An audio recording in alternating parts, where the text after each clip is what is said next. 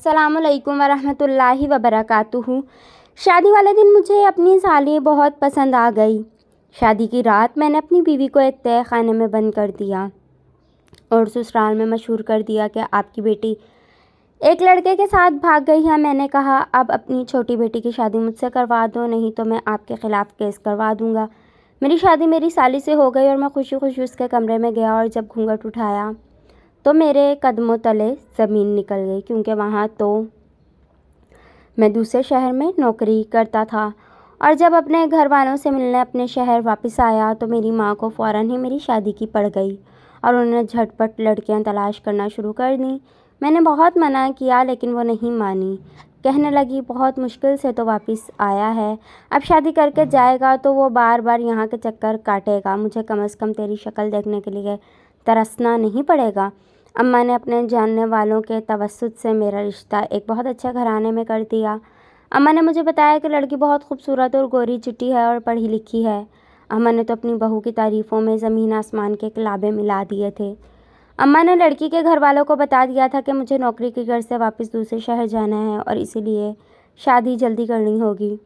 लड़की के घर वाले सादगी के कायल थे। उन्होंने कहा कि वो धूमधाम से शादी नहीं करना चाहते और इसीलिए एक हफ्ते के अंदर वो अपनी बेटी की शादी सादगी से करने को तैयार हैं। दोनों घरों में ज़ोरों शोर से शादी की तैयारियां शुरू थीं।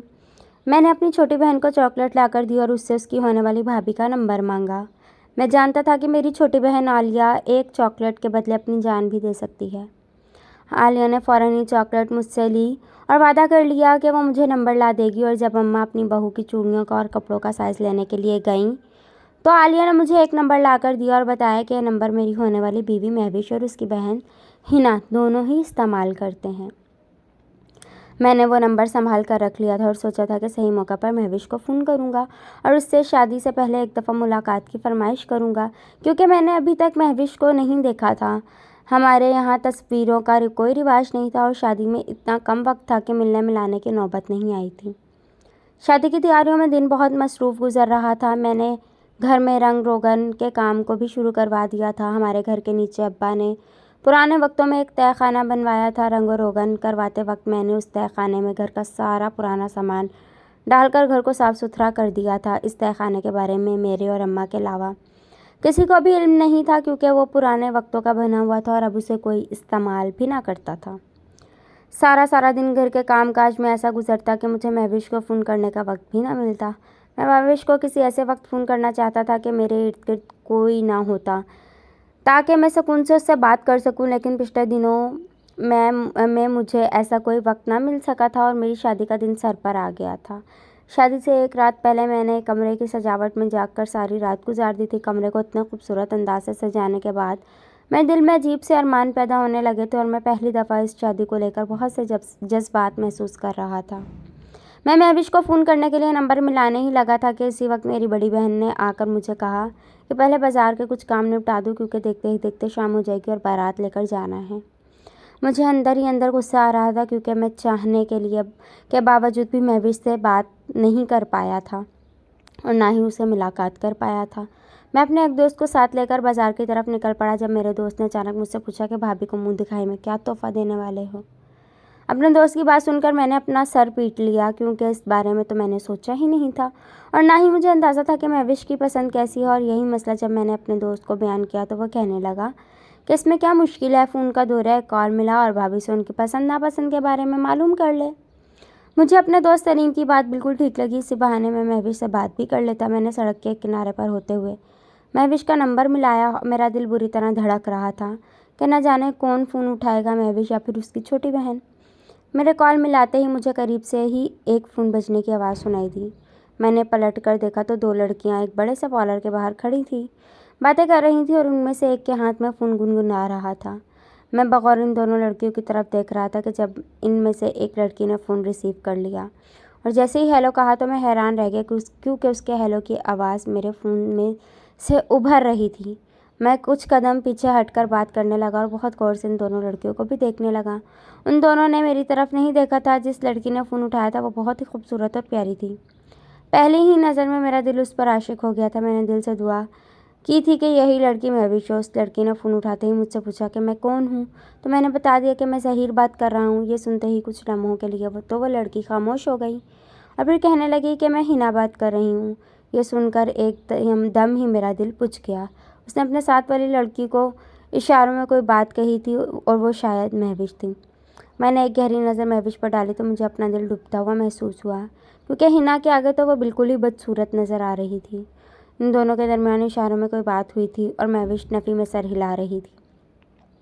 और इसके बाद हिना मुझसे कहने लगी कि महविश इस वक्त आपसे बात नहीं करना चाहती। शाम में आप दोनों का निकाह है और उसे शर्म महसूस हो रही है। अगर आपको कोई ज़रूरी बात करनी है तो मुझे बता दें। मेरा दिल इस कदर अफसरदा हो चुका था कि मैंने बिना कुछ कहे ही फ़ोन बंद कर दिया और ख़ामोशी से वहाँ से निकल गया। कुछ ही देर में मेरा फ़ोन दोबारा बजने लगा था। मैंने देखा तो हिना मुझे फ़ोन कर रही थी, लेकिन इस वक्त मेरा किसी से भी बात करने का दिल नहीं चाह रहा था। मैंने मुझे दिल से अपना फ़ोन बंद कर दिया। बाजी का बताया हुआ कुछ ज़रूरी सामान ख़रीदने के बाद मैं घर वापस आया था। मैंने मुँह दिखाई के लिए तो कोई तोहफ़ा भी नहीं ख़रीदा था। मुझे समझ नहीं आ रहा था कि अम्मा ने क्या देखकर महविश को पसंद किया है, जबकि जितनी खूबियाँ उन्होंने गिनवाई थी वो सब की सब तो मुझे हिना में नज़र आई थी। जब मैं घर पहुंचा तो सभी लोग बारात ले जाने की तैयारी में मगन थे। मैंने सोचा कि मैं अपनी बड़ी बहन से इस बारे में बात करूं, लेकिन वो तो अपने बच्चों में इस कदर मसरूफ़ कि मुझे देखते ही मज़ीद 2 काम और पकड़ा दिए। दूसरी तरफ से मेरी अम्मा आवाज़ लगाकर कह रही थी कि बारात निकलने वाली है और तू अभी तक तैयार नहीं हुआ। मैं ज़बरदस्ती खुद को इस निकाह के लिए राज़ी कर रहा था, जबकि मेरा दिल तो बागी हो चुका था। मैं तैयार होकर घर वालों के साथ बारात के लिए निकल गया। बहुत सादगी से ही महविश के घर वालों ने सारा इंतज़ाम किया था। मेहमान भी बहुत कम थे और सादगी से ही महविश को मेरे साथ सेहरा बांध कर रुखसत कर दिया गया था। मैंने एक नज़र भी उसकी तरफ नहीं देखा था। मैं सारा वक्त हिना को ढूंढने में मसरूफ़ था, लेकिन पर्दे का इंतज़ाम होने की वजह से मुझे वो कहीं नज़र नहीं आई थी। कोई भी औरत मर्दान खाने की तरफ नहीं आई थी। मैंने महविश को गाड़ी में अपनी अम्मा के साथ बिठा दिया और खुदा के ड्राइवर के साथ बैठ गया था। मैंने ना ही महविश की शक्ल देखी थी और ना ही मुझे उसे देखने में कोई दिलचस्पी थी। मैं उसे पार्लर के बाहर बहुत अच्छी तरह देख चुका था और मेरा दिल भर गया था। हर थोड़ी देर बाद मेरे दिल में एक खूक सी उठती और यही ख्याल आता कि अम्मा ने ना जाने क्यों हिना को छोड़कर महविश को मेरे लिए चुना है। शायद इसकी एक वजह यह थी कि महविश और हिना सगी बहनें नहीं थी, बल्कि हिना महविश की मामूज़ाद बहन थी और मामू के इंतकाल के बाद महविश के वालिद हिना को अपने घर ले आए थे। इसलिए शायद जब शादी की बारी आई तो उन्होंने हिना की बजाय पहले अपनी बेटी महविश को तरजीह दी। बात जो कुछ भी थी, लेकिन मुझे ऐसा महसूस हो रहा था कि मैंने जल्दबाजी में बहुत गलत फ़ैसला ले लिया है और अब मैं सारी ज़िंदगी अपने फ़ैसले पर पछताना नहीं चाहता था। इसलिए जब मेरी बहन बावर्ची खाने में खड़ी हम दोनों दूल्हा दुल्हन के लिए दूध के गिलास तैयार कर रही थी तो मैंने खामोशी से इन गिलासों में बेहोशी की दवा मिला दी और अपनी बहन को कहा कि अपनी भाभी को ले जाकर ये दूध पिला दो। मैं थोड़ी देर में अपने दोस्तों से फारिग होकर आता हूँ। मेरी छोटी बहन बहुत भोली भाली थी। फ़ौरन ही मेरी बात मान गई। मैंने उसे खुशी खुशी एक चॉकलेट निकाल कर दी और वो चॉकलेट लेते ही दूध के गिलास लेकर मेरे कमरे में चली गई। मैं दोस्तों में जाने की बजाय घर में ही छुप गया और मुनासिब वक्त का इंतज़ार करने लगा। और जब मैंने देखा कि सब लोग थके हारे हैं अपने अपने कमरों में चले गए हैं तो मैंने भी चुपके से अपने कमरे में दाखिल हो गया। मैंने अपनी छोटी बहन को जो रिश्वत दी थी वो काम कर गई थी और जब मैं कमरे में दाखिल हुआ तो मेरी बीवी औंधे मुँह बेहोश पड़ी हुई थी। मेरे पास वक्त कम था और मुझे अपने मंसूबे को अमली जामा पहनाना था। मैंने फ़ौरन ही तहखाने का दरवाज़ा खोला जो मेरे ही कमरे से निकलता था और फ़ौरन ही अपनी बीवी को उठाकर तहखाने में ले गया और वहीं फेंक आया। मैं होश में आने के बाद लाख शोर मचाती, लेकिन उसकी सुनवाई करने वाला कोई नहीं होता। तहखाने का लकड़ी का दरवाज़ा इतना मोटा था कि अंदर की आवाज़ बाहर आना मुमकिन ही नहीं था। तहखाने में हवा की आमदोरफ्त का ज़रिया रखा गया था, इसीलिए मैं जानता था कि वो इतनी जल्दी तो नहीं मरेगी और जब मेरा मंसूबा पूरा हो जाता तो मैं खामोशी से उसे खुद ही आज़ाद कर देता। मैं बिना देखे ही इस तहखाने में छोड़कर फ़ौरन ऊपर आ गया और मुझे डर था कि कहीं कोई मेरे पीछे कमरे में ना आ जाए। तहखाने का दरवाज़ा सही तरह से बंद करने के बाद मैंने कमरे के कालीन को दोबारा से बिछाया और जिस तरह से चुपके से कमरे में दाखिल हुआ था उसी तरह वापस बाहर निकल गया और घर से बाहर निकलता चला गया। घर के दरवाजे से बाहर जाने के बाद मैंने खुद ही घर का दरवाज़ा लॉक किया और घंटी बजाने लगा। उम्मीद के मुताबिक दरवाज़ा खोलने के लिए मेरी माँ दरवाजे पर आई। मैंने प्यार से अम्मा को कंधों से पकड़ा और कहने लगा कि दोस्तों ने बुलाया था, चलो अब हम दोनों मिलकर तुम्हारी बहू को देखने चलते हैं। तुमने तो अब तक मुझे उसका चेहरा भी नहीं दिखाया। अम्मा कहने लगीं कि मैं तेरे साथ तेरे कमरे में क्यों जाऊँ, कुछ तो शर्म कर, जाकर खुद ही अपनी बीवी का चेहरा देख ले। मैं ज़बरदस्ती अम्मा को कांधों से पकड़कर अपने कमरे में ले आया कि चलो हम तुम्हारी बहू के साथ मिलकर देखते हैं। मेरे मंसूबे के मुताबिक जैसे ही मैंने और अम्मा कमरे में दाखिल हुए तो अम्मा ये देखकर परेशान हो गई कि महविश तो कमरे में मौजूद ही नहीं थी। अम्मा ने शोर मचाकर सारे घर को जमा कर डाला, लेकिन महविश ना थी और ना ही किसी को मिलने वाली थी। अचानक ही मैंने अम्मा से कहा कि जब मैं घर के दरवाजे पर पहुंचा, मैंने एक लड़की को टैक्सी में बैठकर जाते हुए देखा था। कहीं वो महविश तो नहीं थी, लेकिन टैक्सी में तो कोई लड़का भी मौजूद था। मेरी बात सुनकर अम्मा एकदम चौंक गई थी। मैंने खुद ही से सारे घर वालों के दिमाग में यह बात डाल दी कि महविश अपने किसी आशिक के साथ फरार हो गई है। थोड़ी देर बाद जब सारे घर को इस बात पर यकीन हो गया कि महविश मौजूद नहीं है बल्कि वो फरार हो गई है, तो अम्मा ने फ़ौरन ही महविश के घर वालों को फ़ोन करके सारी बात बता दी। थोड़ी ही देर में महविश के वालिद चले आए और किसी सूरत इस बात पर राज़ी न हुए कि उनकी बेटी ऐसा भी कुछ कर सकती है। उन्हें अपनी तरबियत पर पूरा भरोसा था। मैंने महविश के वालिद से कहा कि मैंने खुद उसे अपने आशिक के साथ जाते हुए देखा है। मैं उनके साथ बदतमीज़ी पर उतर आया था और वो मजबूरी में सब कुछ सुन रहे थे। मैंने महविश के वालिद को धमकी दी कि वो इसको ढूंढ कर लाएं, वरना मैं पुलिस में उनके खिलाफ रिपोर्ट दर्ज करवा दूंगा कि उन्होंने जानबूझकर अपनी बेटी से मेरी शादी करवाई और उनकी बेटी ने अपने आशिक के साथ फरार होकर मेरी इज्जत पर दाग लगा दिया है। महविश के वालिद एक इज्जतदार आदमी थे और वो खुद भी पूरी तरह परेशान थे। वो मुझे समझाने लगे कि बेटा, दाग तुम्हारी इज्जत पर नहीं लगा, बल्कि ये तो हमारी बदनामी है। मैं कभी सोच भी नहीं सकता था कि मेरी बेटी ऐसा भी कुछ कर सकती है। मैं गुस्से में उनसे कहने लगा, एक दिन बाद मेरा वलीमा है, मेरे सारे ही दोस्त और रिश्तेदार शामिल होने वाले हैं। मैं लोगों को क्या मुँह दिखाऊंगा? लोग मेरे बारे में कैसी कैसी बातें करेंगे कि मेरी बीवी तो पहली ही रात मुझे छोड़कर चली गई। आपकी बेटी ने मुझे बदनामी के समंदर में गर्क कर दिया है और अब आप ही मुझे इससे बाहर निकालेंगे। मेरी बात सुनकर महविश के वालिद परेशानी से मेरा चेहरा देखने लगे कि भला वो क्या कर सकते हैं। मैंने मौके का फ़ायदा उठाते हुए महविश के वालिद से कहा कि वो मेरी शादी हिना से करवा दें, ताकि मैं लोगों के सामने ये कह सकूं कि ये मेरी बीवी है। मेरी बात सुनकर महविश के वालिद के होश उड़ गए। वो कहने लगे कि ये कैसे मुमकिन हो सकता है कि मैं तुम्हारी शादी हिना से करवा दूँ, जबकि महविश तुम्हारे निकाह में है। मैंने उनसे कहा कि बहुत अच्छी तरह जानता हूँ मैं कि महविश और हिना सगी बहनें नहीं हैं, इसलिए आप महविश का गुनाह छुपाने के लिए हिना को मेरे निकाह में दे दें, वरना ये बात सारे जहां में फैल जाएगी और हमारे साथ साथ आपकी रुसवाई का भी बाइस बनेगी। महविश के वालिद ने मेरी बात मान ली और कहने लगे, शायद अब यही एक रास्ता है जिससे हमारी इज्जत बच सकती है। अगले ही दिन हिना के साथ मेरा निकाह पढ़वा दिया गया और मेरी खुशी की इंतहा न रही। एक बहुत मुश्किल और बड़ा मंसूबा कामयाब हो गया था। मैं सारी ज़िंदगी महविश के साथ एक समझौते भरी ज़िंदगी नहीं गुजारना चाहता था।